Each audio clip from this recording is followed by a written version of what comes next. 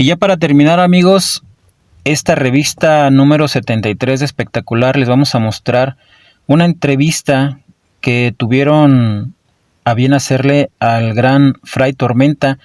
Esta sería la segunda parte. Desgraciadamente no tengo la número 72 en donde vendría la primera, pero vamos a darle la importancia que se debe a esta entrevista que se le hizo al padre luchador Fray Tormenta. Esta es una historia cruenta, sorprendente y ejemplar.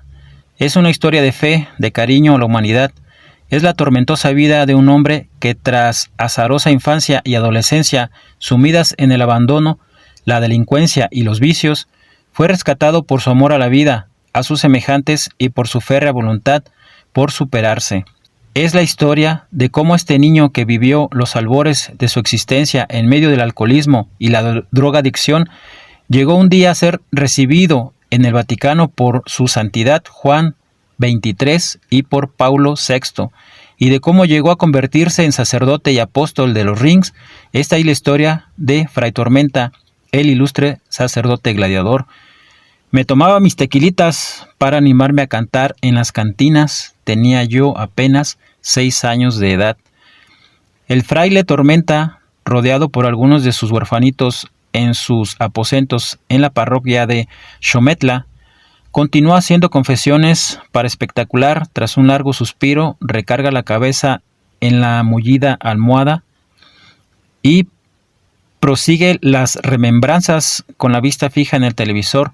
La pantalla presenta escenas de una película de Bruce Lee que los huerfanitos disfrutan con algarabía, pero el padre Tormenta solo ve la película de su vida dando marcha atrás en el tiempo. El ahora ejemplar benefactor de la infancia nació en Zacualtipán, en el estado de Hidalgo, hijo de José Gutiérrez y de Emilia Domínguez. Su progenitor de oficio albañil era presa del alcoholismo y desde muy pequeño se lo llevaba a las cantinas y lo ponía a cantar y a tocar guitarra. Yo tenía unos 6 años y para no ponerme nervioso y animarme a cantar, me tomaba los tequilas que me ofrecían. Así me hice alcohólico desde los 6 años. También desde edades tempranas tuvo inclinaciones artísticas, ya que perteneció a una pequeña compañía de teatro. No obstante, lo azaroso de su experiencia le hizo más caer en el abandono que en el provecho. Desde la edad de 2 años, sus padres le habían trasladado con ellos a la Ciudad de México, llegando a radicar en la colonia 3 Estrellas, en medio de un ambiente sumamente duro, bravío y hostil. Al crecer en medio de un mundo sórdido, pronto fue integrante y luego dirigente de una pandilla gigantesca que sentaba sus reales en los rumbos de la colonia mencionada y de los barrios bravos de La Bondojito, La Inguarán y la colonia Estrella. Era una pandilla de unos 90 muchachos que se dividía en 3. Una parte la comandaba el Pilón, otra el Apache y la otra el Indio, que era yo. Continuamente visitaba la 13ª delegación de policía y añade sonriente, ya era cliente de ahí. Y así en medio de aventuras de delincuencia y golpes transcurrió su vida entre los 9 y los 16 años. Su cuerpo es en la actualidad testimonio de aquellas correrías y de la violencia en la que solía verse envuelto. Cuchilladas, la nariz rota desde entonces por un botellazo, golpes, impactos que resentía más su espíritu que su cuerpo. Y fue la época en la que también me convertí en drogadicto. Yo probé de todo: marihuana, tiner, LSD, combinaciones, menos de las grandes, ni morfina, ni heroína, ni cocaína. Esas son drogas de ricos, yo solo de las pobretonas. De la marihuana y el LSD al incienso y el agua bendita. La peor fechoría hecha. No, en la pandilla no eran tan gruesos, eran ciertamente los años 60, los de la efervescencia juvenil, los de rebeldes sin causa. Ello, aunado a la pobreza y el abandono, les hacía más violentos y agresivos. Pero nunca pasó de ahí, ni asaltábamos ni robábamos. No pasaba de enfrentamientos con otros pandilleros y de cristales rotos. Éramos tranquilos, una hasta cierto punto pacífica pandilla de cadeneros. Y aún con todos sus problemas y la falta de orientación, tuvo oportunidad de aprender oficios y trabajos para ganarse el sustento. Aprendió teatro en las carpas, cantaba, tocaba guitarra, fue paletero, tapicero, mecánico, titiritero. Y fue entonces que tal vez en el espíritu casi perdido y con la mente atrofiada por la droga, en un momento de lucidez decidió cambiar de vida. Sus pasos lo encaminaron a una iglesia cualquiera. Quería que alguien le orientara y le reconfortara espiritual y cariñosamente.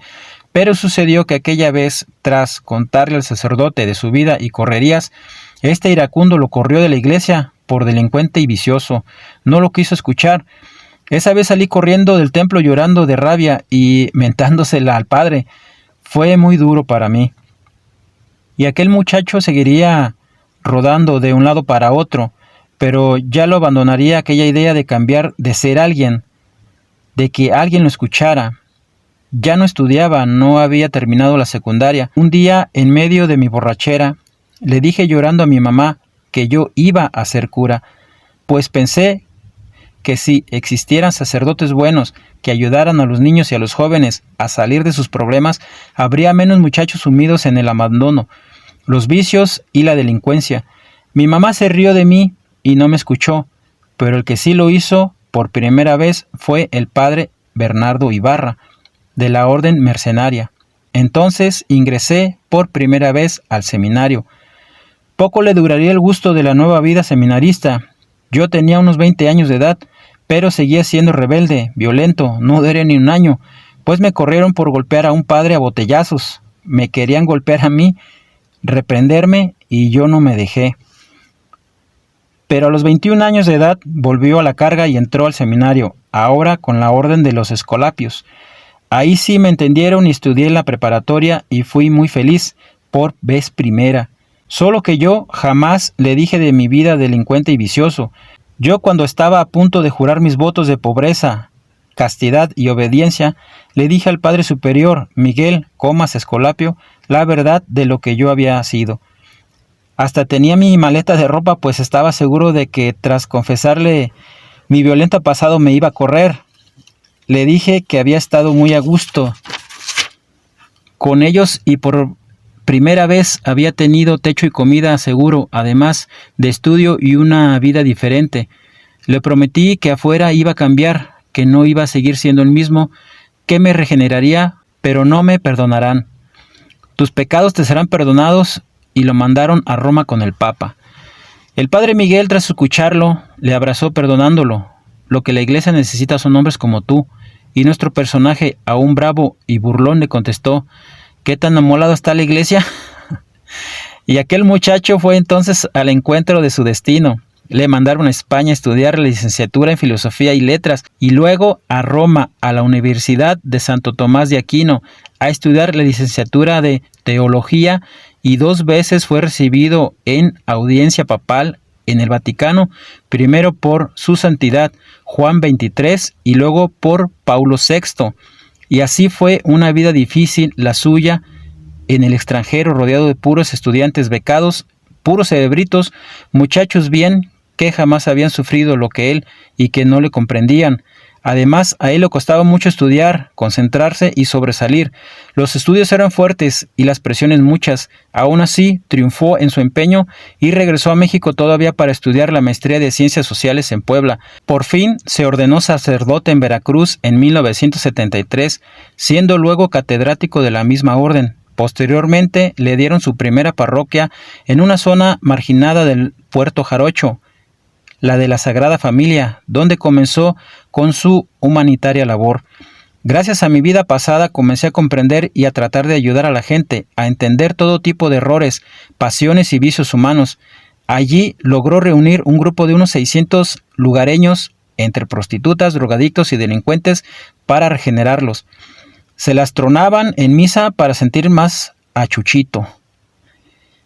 Creó allí toda una comunidad en la que, además de platicar y buen humor, les enseñaba oficios y música, guitarra, batería, acordeón, y formó un equipo de fútbol, los Cachorros. Se había ganado su confianza y poco a poco volvería al buen camino, aunque algunos en misa se las tronaban. Recuerda, así sentíamos más a Chuchito. Van a sentir más los guamazos, solía regañarlos. Allí también le llegó el primer huerfanito, Cheneque, y luego fueron más y más. Cuando tenía apenas 7 huerfanitos, pidió permiso a la orden de salirse y de ir a la diócesis de Texcoco. Un sacerdote amigo suyo lo presentó con el obispo de ahí, Martín Torreblanca. Primero le asignaron la parroquia del Carmen en Salostoc, donde llegó a albergar a 27 niños. Luego en Tocuila, donde tuvo 46, y ahora en Sometla, donde da casa a 87 niños y 7 niñas. En total han sido unos 2,000 los niños beneficiados por el sacerdote, de las cuales 2 actualmente son médicos, 16 maestros y muchos otros que ha colocado en empresas y son hombres de bien. En la lucha libre ha encontrado la forma de sostenerse para ayudar, y en la gente del medio ha encontrado el respaldo y la solidaridad para llevar a cabo tan encomiable misión. ¿Problemas en la iglesia por dedicarse a la lucha? Ninguno, pues les he explicado que la lucha es un arte y una noble profesión. Actualmente Fray Tormenta lleva a cuestas su apostólica misión con fe y entereza, dedicándose a afinar sus conocimientos luchísticos para complacer más a mi público. Su objetivo es transformarse en un gran luchador y ganar un campeonato. La gente de la gran familia luchística generosa le ha brindado todo tipo de apoyo, como el caso de Ray Mendoza y de los luchadores Super Can, Dr. Cobra y Blue Demon. En breve piensa dedicarse a su ciudad de los cachorros, casa hogar para niños desamparados, que gracias a su esfuerzo casi está por construirse. Tal vez deje la parroquia, pero jamás el sacerdocio. Mi lugar está en los niños y mi sustento en la lucha libre. Pero antes que nada, soy sacerdote. A todos los aficionados, a los de buen corazón, les agradezco la comprensión que tienen con Fray Tormenta. Trataré de estar más en el gimnasio para brindarles lo mejor del espectáculo de la lucha libre. A todos gracias y que Dios los bendiga. Bueno, una gran entrevista dedicada al padre luchador Fray Tormenta. Después de las diarias y duras jornadas, Fray Tormenta descansa. Lo rodean y admiran los muchos niños desamparados que han encontrado cariño y protección del recio luchador. Fray Tormenta con Super Can y Dr. Cobra, los dos lo ayudan en su noble misión, cediendo media paga de su sueldo. Dr. Cobra es médico en la vida real y asiste a los niños. Vaya loable labor de estos dos gladiadores, que pues les está muy agradecido el gran Fray Tormenta. Fray Tormenta gusta de cantar acompañado del conjunto tropical infantil Cachorros. Son niños de la casa que él sostiene y que tocan en fiestas y bailes para recabar fondos. Sacerdote y luchador, filántropo y amigo de los desvalidos es Fray Tormenta, frente al altar del templo donde oficia religiosamente. Y bueno, amigos, recordemos que pues se dice que de ahí han salido varios luchadores, entre los más destacados pues Sagrado y Místico. Les agradecemos su presencia, amigos, y hasta la próxima.